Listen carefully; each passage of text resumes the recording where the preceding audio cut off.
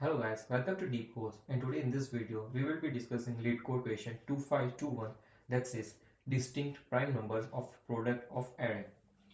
So here we are given a positive integers array nums, and we need to return the distinct prime numbers present in the product of the elements. So here the elements are 2, 4, 3, 7, 10, 16. The product of all the elements of this nums array is 10080, and in this product means for this product we need to find the prime factors of this product. Okay, the distinct prime factors. So 2, 3, 5 and 7 are the distinct prime factors of this product of this nums array. So we return 4 because there are 4 unique prime factors.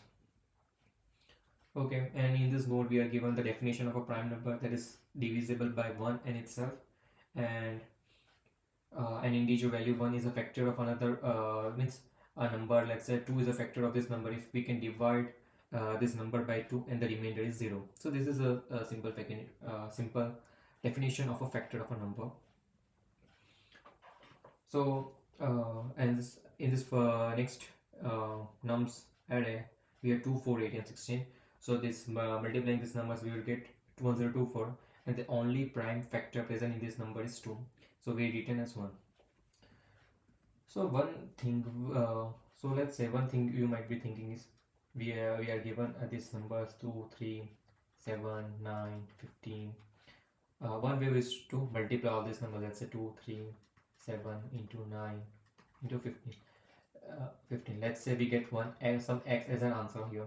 Then we would look for let's say I equals to 2 up till I is less than equals to x by 2 to I up till I plus plus.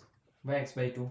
Because any numbers beyond x by 2 we will get factors, because let's say x equal to 20, then after, because we get 10 is one of its prime factors, so looking above is not possible, because 11 will never be a factor of 20, because we get its first factor, means because after 10 no number would be possible whose factor can be 20, because for 11 second factor is 22, second multiple is 22. Yeah, so this is the logic. And for each number, if e is prime, let's say if I is a prime number, then we would store it in some set, let's say a set of I, we would store it in I. But this is not a good way to solve this, because multiplication of all the numbers in the num can be very large, and then iterating from 2 to this x by 2 and finding if that ith is a prime number. If it is a prime number, then adding to our set. This is not a good approach to solve this question, because as you see here, the num's length is 1000, and each number num's length is 10 raised to 4, and each number is less than equal to 1000. So in the worst case situation, for example, each number is 1000 and we have 10 raised to 1000, and the length of this array is 10 raised to 4, that is 10,000. Now if you would try to multiply this, let's say 1000 into 1000 into 1000, how many times? 10 raised to 4 times, 10 raised to 4 times, then this will be a very very large number. So doing multiplying them and then finding the prime factors of this product number is a very bad approach. Another efficient approach, what we would do is, for each number, let's say in this 2, 3, 7, 9, 15, let's say one example like 2, 3, 7, 9, 15, we would find prime factors of each of these number. So prime factors of 2 is 2, prime factor of 3 is 3, for 7 it's only 7, 9 is 9, for 5 is 3 and 5. So for this answer, the unique prime factors would be 2, 3, 5, 7, 9. So here in this for this question we would return 5, because we would have 5 prime factors. Because multiplying them and then finding the prime factors is a bad approach. Instead we would find the prime factors of each of this number and store it in a set, and then we would simply return the size of this set. Okay, the size of the set here is 5. So I hope you guys understood the approach where we would be finding the prime factors of each of this number instead of multiplying them, because when we would multiply, then prime factors of 2 would be present. Let's say for this element 2, its prime factor is 2, and that will be surely present in this multiplication or this multiplicative product. It will be surely present. That factor would be surely the factor of its multiplication. So that's how the multiplication works. So I hope you guys understood this. Now further, checking if each number is a prime number or not, what we would do is we would use the concept of sieve of Eratosthenes, where we would store for 1 to 1000, um, we would store all the numbers from 1 to 1000 with a value true if it is a prime, and with a value false if it is not a prime.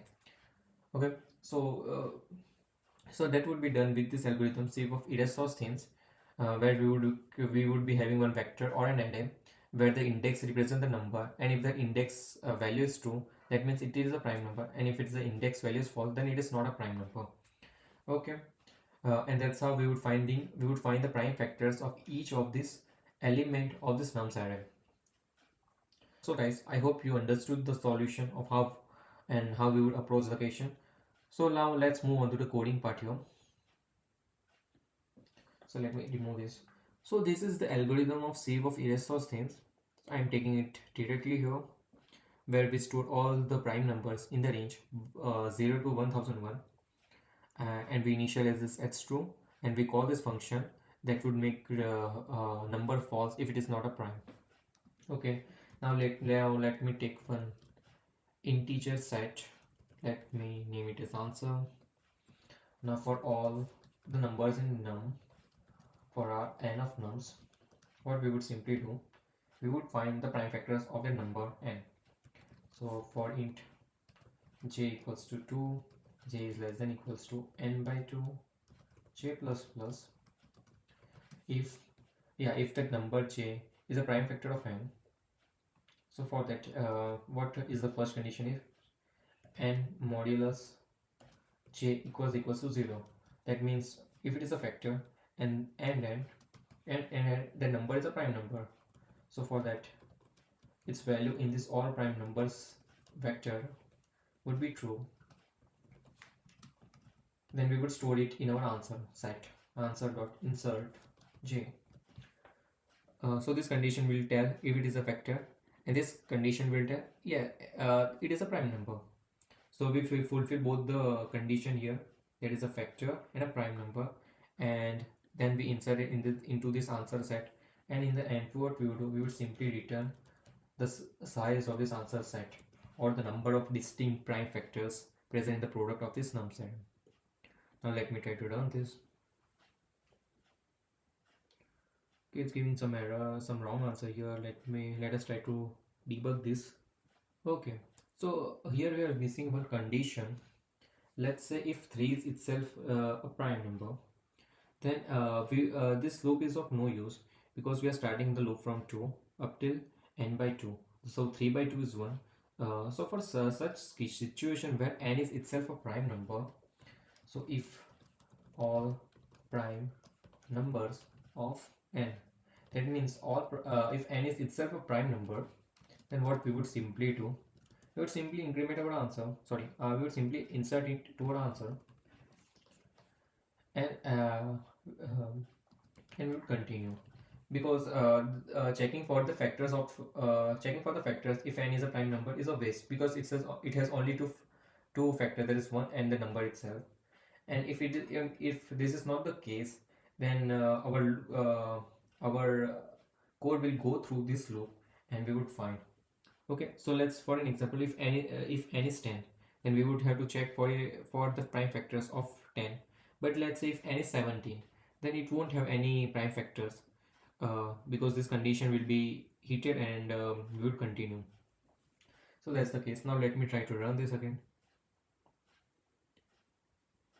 Okay, so now both the test cases passed. Now let me try to submit this.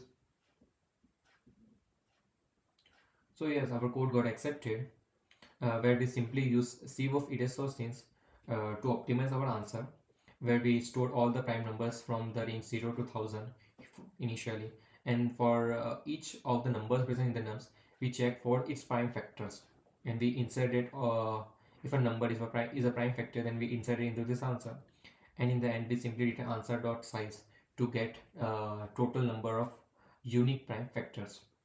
So that's all for the solution. I hope you guys understood the question and the approach to solve this. So that's all for this video. I hope you guys liked the video, and if you have any doubts, let me know in the comment section below. Make sure you like the video and subscribe to our channel. Thank you.